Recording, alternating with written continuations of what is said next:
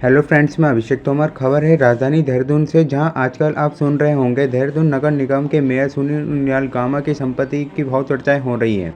इसी के चलते आपको बताते हैं कि एडवोकेट विकास नेगी ने गामा जी के ऊपर क्या आरोप लगाए हैं। ये कमली भट्ट ने उसके बाद ये जमीन अपने नाम रजिस्ट्री कराई और गरीबों में बुलडोजर चलाना और उनके मकान तोड़ना। सेंट जोसेफ स्कूल का 4 करोड़ का टैक्स गामा जी ने माफ करा, क्यों करा? खंडन करने की कोशिश क्या? देखिए, मैं देख रहा था वो पीसी, तो उसमें उन्होंने उस चीज़ का खंडन करा कहाँ है?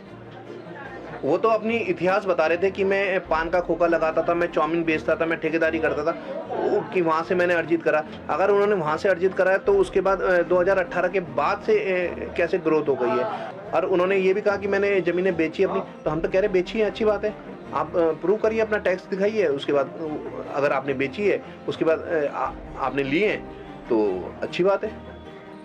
आशीष कमली भट्ट का भी आरोप है कि आपको भूमाफिया बताया उसने, तो इस पर आप क्या कहेंगे? देखिए जी, ऐसा है, कमली भट्ट खुद भूमाफिया है और आपका मैं प्रूफ दे रहा हूँ कि अभी नगर निगम की एक ज़मीन बताते हुए इन्होंने एक पीड़ित पक्ष से सेटलमेंट करवाया, उससे एक्सटॉर्शन के तौर पे ज़मीन लिए कमली भट्ट ने और उसके पार्टनर अतुल शर्मा ने, जिसका प्रूफ ये रहा। ये है आपकी कमली भट्ट की रजिस्ट्री, ये है अदोईवाला का खसरा नंबर 1058, जिसमें इन्होंने नगर निगम का बंजर बता के वहाँ पर कुछ पार्ट में नगर निगम की रखी है और कुछ प्राइवेट आदमी की जो ज़मीन तब छोड़ी है। और ये कमली भट्ट ने उसके बाद ये ज़मीन अपने नाम रजिस्ट्री कराई और अपने पार्टनर अतुल शर्मा की वाइफ के नाम, पूनम शर्मा, जो बीजेपी की IT सेल की सदस्य हैं। ये रही उसकी कॉपियाँ, और ये है 186 गज की।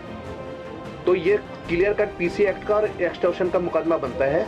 इसके अलावा अब मैं आपको बता दूं कि इनकी जो ट्रांजैक्शन है, जो इन्होंने उसमें चेक मेंशन कराए, वो कोई भी कैश नहीं हुए, ये उनकी ट्रांजैक्शन है। उनमें से अभी तक कोई भी चेक क्लियर नहीं हो रखा। और इन्होंने अब इसके बाद 2018 में इन्होंने चुनाव आयोग को जो हलफनामा दिया था कमली भट्ट ने, उन्होंने अपनी जो प्रॉपर्टी छुपाई है हाथी बड़कुले की, उसमें केवल 300 गज का प्लॉट बताया। ये रहा ये वाला जो 300 गज का, जबकि ये आधे बीघे से ऊपर की प्रॉपर्टी है और ये 2015 में इन्होंने ले ली थी। इसके अलावा इन्होंने ये सरकारी, इसमें ग्राम समाज का नंबर है और इन्होंने जो सेल डेट दोबारा करी 2020 में, वो करी 192 में, और जबकि इनका खसरा नंबर 191 है, वो ग्राम समाज का नंबर है। इसके अलावा इनको ये ज़मीन दान में मिली। अब इनसे इतना क्या लगाव था? ये कमली भट्ट को दान में मिलती है, सेटलमेंट में ज़मीन मिलती है, ये क्या ये सब संदेश क्या जाता है? भ्रष्टाचार का संदेश जाता है नहीं। इसके अलावा इन्होंने जो अपना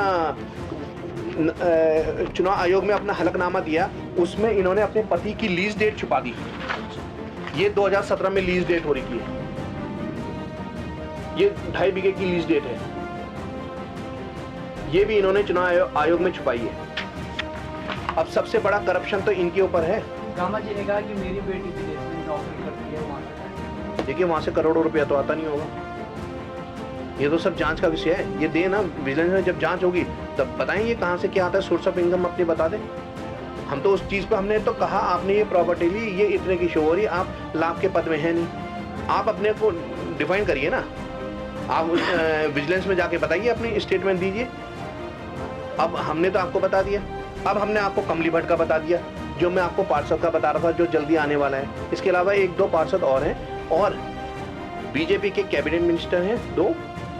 इसके अलावा महानगर अध्यक्ष जो वर्तमान में हैं, उनके द्वारा सरकारी ज़मीन में खुद उसका मुआवजा लेके दोबारा सरकारी ज़मीन में फ्लैट बना दिए, खाले पे फ्लैट बना दिए, जिसका मैं प्रूफ आपको 2-4 दिन में वो भी दे दूंगा मैं।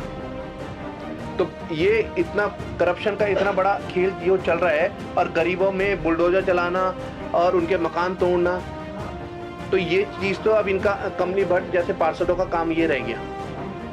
तो ये दोहरे मापदंड क्यों चल रहे हैं? और यहाँ तक कि अब आपका सेंट जोसेफ स्कूल का 4 करोड़ का टैक्स गामा जी ने माफ करा, क्यों करा?